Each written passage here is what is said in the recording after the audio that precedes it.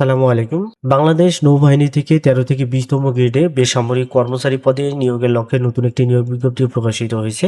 যেখানে ৮টি ক্যাটাগরিতে সর্বমোট ১১০ জনকে নিয়োগ প্রদান করবে এবং এই পদগুলোর ক্ষেত্রে বাংলাদেশের প্রত্যেকটা জেলা থেকে নারী এবং পুরুষ এসএসসি, এইচএসসি এবং স্নাতক পাশে উত্তীর্ণ প্রার্থীরা আবেদন করতে পারবেন। এছাড়াও আজকের এই বিজ্ঞপ্তিতে আপনারা জানতে পারবেন কোন পদে কতজনকে নিয়োগ প্রদান করবে, কিভাবে কোথায় গিয়ে আবেদন করবেন, কিরকম শিক্ষাগত যোগ্যতা লাগবে, কত থেকে কত তারিখ সময়ের মধ্যে আবেদন করতে পারবেন, আবেদন করার পর কোন পদের ক্ষেত্রে কত টাকা খরচ হবে এবং অন্যান্য যে শর্তাবলীগুলো রয়েছে সেগুলো সম্পর্কে বিস্তারিত জানতে পারবেন। সো ভিডিওটি না টেনে সম্পূর্ণ দেখার অনুরোধ রইল।